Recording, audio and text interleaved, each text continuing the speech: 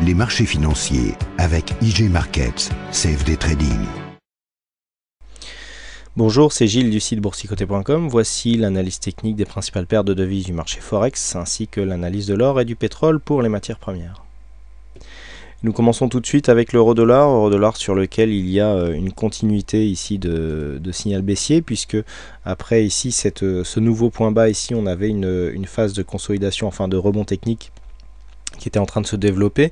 On est venu valider ici encore une fois la résistance des 1,2288 et puis les cours aussi au contact de cette résistance baissière ont repris une dynamique à la baisse, puisque nous avons cassé le précédent point bas. Donc pour l'instant, les cours ici seraient en train de valider une continuité baissière qui est ici en place donc sur l'euro-dollar, à savoir depuis que nous avons cassé ici, eh bien on reste bien entre la bolle et la moyenne mobile 20 exponentielle, même si effectivement nous n'avons pas eu ici de contact avec cette moyenne mobile, ce qui souligne quand même l'aspect dynamique de cette évolution baissière, puisque on est descendu assez directement en plusieurs fois. Et vous voyez qu'ici même lors de petites phases de consolidation, on le voit bien ici au niveau des indicateurs qui remontent assez fortement. On était sur une zone de survente assez forte ici au niveau de l'euro-dollar. Eh bien, des cours qui remontent très peu, ce qui font ressortir la pression baissière qui sont exercées sur cette paire de devises. Donc tendance toujours baissière sur l'euro-dollar. Une situation technique bien différente ici sur le câble, avec cette sortie de tendance baissière qui a été effectuée donc depuis lundi. Depuis lundi, donc on a confirmé ce support ici des 1,5475 avec un contact hier, et puis on continue à monter ici. Donc on vient de valider ici de la sortie baissière par un dépassement ici de cette zone des 1,5550 comme je vous l'indiquais hier, puisque nous avons cassé ici cette zone à la hausse en marquant ici un nouveau point haut, une phase d'exagération qui a été reprise, qui a encore une fois provoqué un retournement donc au niveau de cette zone. On est revenu chercher ici le contact de la moyenne mobile 20 exponentielle, et donc là c'est un petit peu le timing sur lequel on va pouvoir constater si effectivement les cours se retournent, auquel cas on devra avoir un rebond sur cette moyenne mobile avec donc confirmation par inscription d'un nouveau plus haut ici au-dessus des 1,5580, ou alors on perce cette moyenne mobile avec un peu plus de dynamisme et on reviendrait donc sur cette zone des 1,5475 pour invalider un petit peu ce début de dynamique haussière. Alors là pour l'instant on a pas de réel surachat au niveau de des oscillateurs, très légèrement au niveau du stochastique, mais ça reste vraiment très léger. Et par contre ici la bougie n'étant pas clôturée, mais vous voyez qu'on a quand même un MACD qui est en train de s'affaiblir du fait de cette forte bougie baissière que nous avons là. Et donc attention ici à ne pas avoir un retournement ici confirmé sur cette bougie aurait pour très certaines conséquences, très probable conséquence ici, un retour sur les 1,5475 prochainement. Donc un dynamisme légèrement accru donc sur le dollar-yen. Donc le dollar-yen ici qui après être venu marquer un deuxième contact et une tentative de cassure ici des 79,20, et bien finalement est remonté.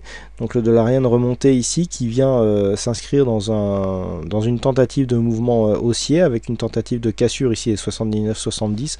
Bon, toujours peu de volatilité sur cette paire de devises. Là on est tout content d'avoir 50 pips d'évolution sur ce cross de devises, mais c'est toujours assez mou au niveau des indicateurs. D'ailleurs sont assez perdus, on a très peu de choses. Bon là on a une petite phase de survente, et vous voyez qu'au niveau du MACD c'est presque des touches de piano. Donc bon là on a une petite tentative à la hausse, mais au regard de la zone précédente d'évolution des cours, on est quasiment dans un range qui se situe avec une zone basse ici à 79,20 et sur une zone haute à 80,10. Donc tant qu'on n'est pas sorti de cette zone ici d'évolution de range actuelle, on ne pourra pas réellement parler de tendance haussière ou baissière, puisque on voit qu'on oscille dans cette zone depuis maintenant plus d'un mois. Depuis maintenant quelques semaines, et que tant qu'on ne sort pas de cette zone, une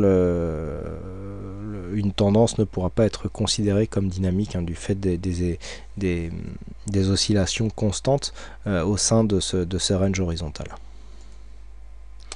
On continue avec l'or. Alors l'or qui continue à avoir des mouvements intéressants, hein. Rappelez-vous, je vous signalais ici un signal baissier qui était constaté ici suite à... On avait ici une phase haussière légère, on était venu bien attaquer ici la bolle inférieure, on était revenu chercher la moyenne mobile 20 exponentielle, hein, sur un mouvement très rapide, hein, puisque ça a vraiment duré très peu de temps. Et puis on a confirmé ici le mouvement baissier.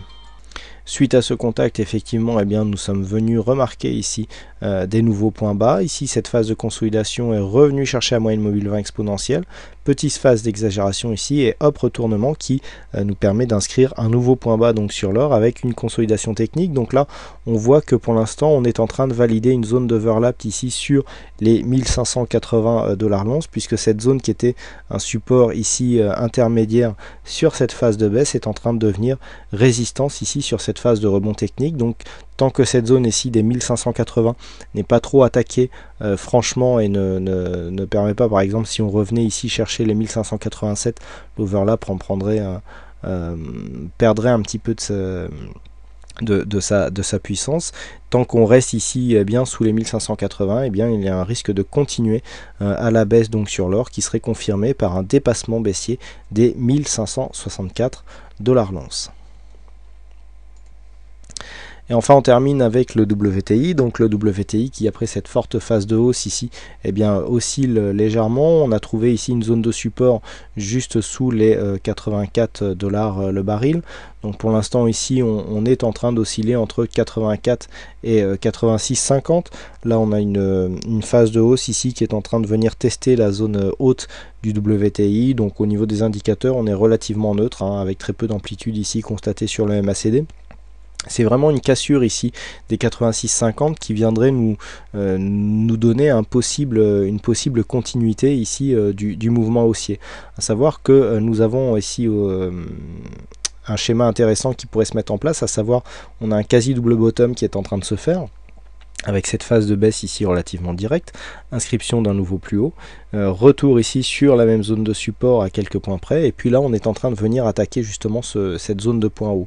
Donc entre 84 et 86,50, eh bien il y a 2,50 $, et bien à 86,50, 2,50 $, on aura un objectif à 89 $, qui est justement la précédente zone de point haut, donc qui est tout à fait réaliste, hein. En cas de dépassement ici des 86,50, l'objectif deviendrait clairement les 89 $ à la faveur justement de ce double bottom qui est en train de se créer et qui est en passe de se valider si toutefois une cassure des 86,50 était constatée.